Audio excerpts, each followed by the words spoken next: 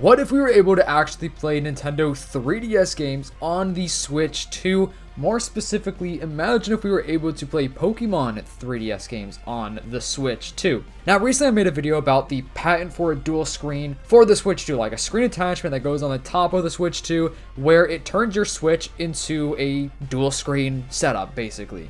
And with this being the 30th anniversary of Pokemon, you know, they're doing a bunch of huge announcements, low-key kind of teasing a classic collection. I swear they have been teasing that forever, where we could get some of the OG games ported over to the Switch. And in my video, I brought up all of that. Talked about, you know, the DS games, the Game Boy games and stuff, but let's take it up a notch and let's talk about the 3DS games on the Switch 2, because one day there has to be some sort of way to actually replay some of the 3DS era of Pokemon games on the Switch 2. So here is the real patent for the dual screen technology. Like, it's an actual thing that Nintendo owns. It doesn't necessarily mean that they're going to make it, because companies make patents all the time, and it doesn't necessarily mean that they're ever going to like actually produce it, but essentially they own the rights to this. So it is a possible thing that they could totally do at any given moment. Apparently Sun and Moon, which are 3DS Pokemon games, were actually apparently going to have a Switch version, and it was canceled. I don't know if it was going to be like fully released on the Switch or just some sort of like port over to the Switch, like as well as the 3DS, but that never actually happened. Pokemon Sun and Moon released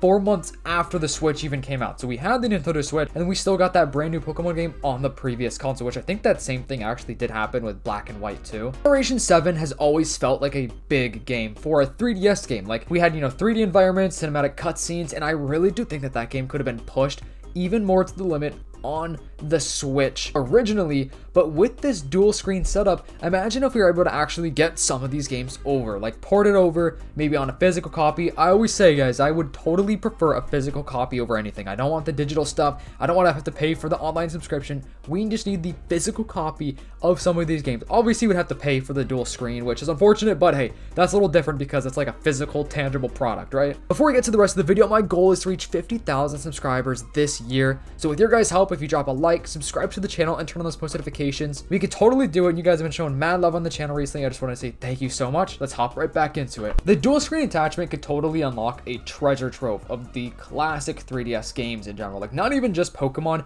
I just bring up Pokemon because that's obviously like where my head goes.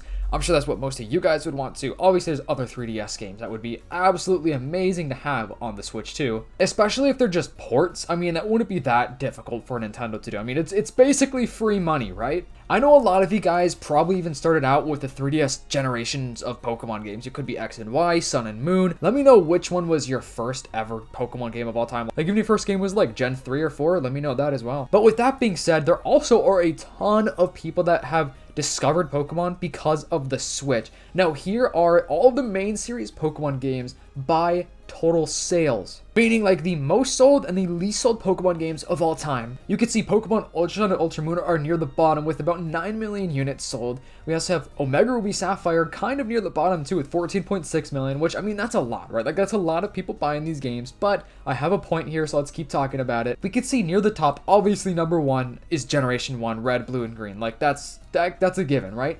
Somehow, I cannot believe this, Pokemon Sword and Shield are the second most selling Pokemon game of all time. 26.1 million units sold. And then right under that, guess what, guys, is Scarlet and Violet. So my point here that I'm trying to make is that Pokemon games on the Switch have introduced so many people to Pokemon. But with that being said, a lot of the people that played Sword and Shield, Scarlet and Violet, never even had a 3DS, so they never even had the opportunity to play Sun and Moon, Pokemon X and Y, Omega Ruby Alpha Sapphire, which is such an amazing game, or even, you know, the DS era of Pokemon, which I guess I'll bring that up for this point because, like I said, if it's a dual screen attachment, they could bring over DS, so that could even mean some sort of like Generation 5 port, Generation 4 port would be awesome, which is like, you know, Black and White 2, Platinum, some of the least purchased Pokemon games of all time, which would get people to be able to play it on the Switch too. Like I said, this would literally be a cash grab for Nintendo, and I hate to admit this, I would totally be down to spend my money on this because I would absolutely love to revisit some of these old generations of Pokemon with like new refreshed like HD graphics. It's gonna look the same, but it would just be kind of like an HD version. So it would essentially be the exact same art style. Like, they're not gonna make an open world 3D or whatever, unless it already is like a 3DS game, right? But it would just be a fresher version of the game. And we also have this post saying that the CEO of the Pokemon Company accepted the Andrew Yoon Legend Award at the 2026 Game Award, and he talks about the next game. And this is like a whole video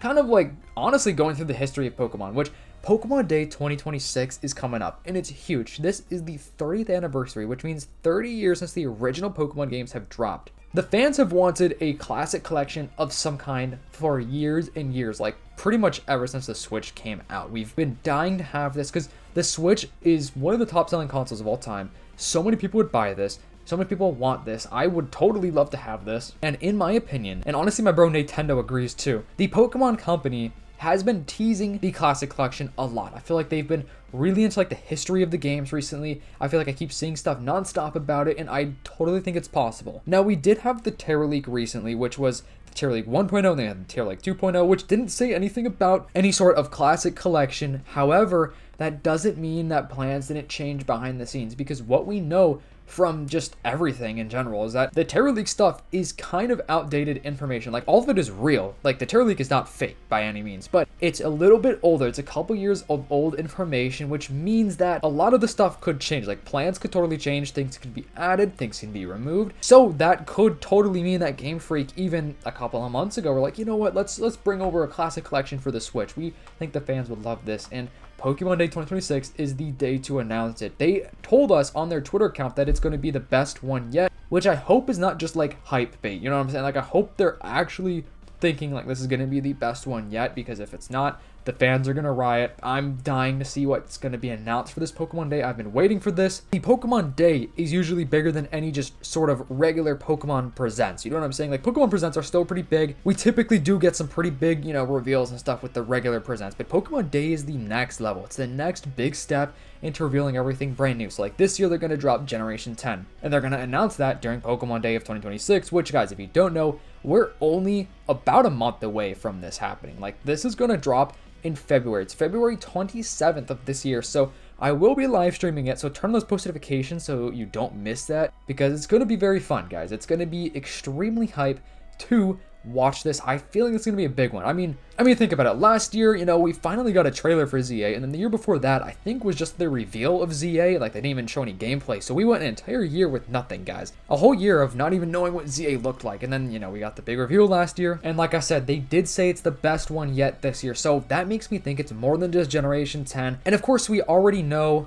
about Pokemon Champions, we know about Pokopia, you know what I'm saying, so I feel like for them to say the best one yet, it would be kind of weird if they were just referencing Champions, Pokopia, and Generation 10, because, you know, we all know that's going to happen. The Terra Leak has been out for a while. We've all been, you know, thinking about Gen 10. We've all been dying to play Champions and see Pokopia even more. So I think that means that there's more that they're going to announce that the public doesn't know yet, and I kind of hope it doesn't get leaked. I love leaks, but I don't want to see anything like this get leaked. Talking about the 3DS stuff, it is kind of a stretch because 3DS is still new. I think I could totally see DS games over the 3DS games being a port over to the Switch too, but that doesn't mean that it won't ever happen, because there are so many other 3DS games in general. You know, Fire Emblem, we have the Animal Crossing, New Leaf. I mean, just a lot of games, guys. So let me know, what do you think the best 3DS game is? Also, because I do low-key be wanting to play my 3DS more often, so tell me some fun games I should play. I just know that the 3DS games would bring a ton of hype, because people have been loving the 3DS even more over the last couple of years than ever. Like, people keep going back to that console, people still make content about it, you know, people still play all of the games. But even with this dual screen attachment, it would just be kind of nice to have a permanent second screen setup for other games, like even modern day Pokemon games. Like, let me bring up Gen 10 again, for example. Imagine if this dual screen setup does actually come out. We could even use this dual screen setup for a playthrough of Gen 10 where it's just like a permanent second screen for our map, or like our Pokemon team, or our quick item menu, or something like that, or just different interface enhancements to where it would just kind of flow with the game as a whole, like just use it as like a second monitor. I just think it would like give a lot of people a ton of nostalgia. It would also bring a lot of more people into the know of Pokemon X and Y, Pokemon Sun and Moon, Ultra Sun and Moon, or, you know, Omega Ruby, Alpha Sapphire. It would be low-key kind of cool too, because Pokemon Z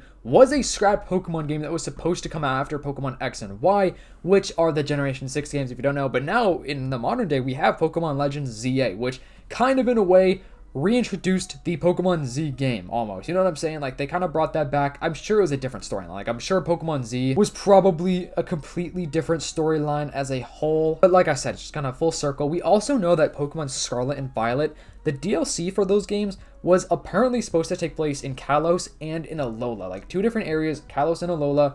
Which is funny because now we have a whole game, based in Lumio City, which is in Kalos, and then the Alola part was scrapped, and this could bring us a Alola game onto the Switch 2. Unless one day we do get a Legends Alola, I would absolutely love that, because even though Gen 7 isn't like my favorite region, I swear a Legends game based on that region could be amazing. I think it's honestly one of the best regions that we could potentially have a Legends game for. And the Switch is touchscreen, so hey, we could even still have that feature literally where the DS and the 3DS were touchscreen on the bottom part, which could literally just easily, seamlessly be ported over to the Switch. I just think every single part about this would be amazing. Let me know your thoughts and theories about this. Do you think that we need 3DS games on the Switch? And obviously we have like Brilliant Diamond Shining Pearl on the Switch as a remake, which is a single screen. Like they can do it on a single screen. However, I'm just talking like full nostalgia mode, full cool factor. I'm honestly just like coolness factor. It would be cool to have a dual screen Switch. You know what I'm saying? Let me know all your thoughts and your theories and your opinions, guys. Thank you so much for watching. If you are real and watching this far in the video, comment down below mouse, the word mouse, subscribe to the channel, turn on those post notifications. I'll see you in the next one. Peace.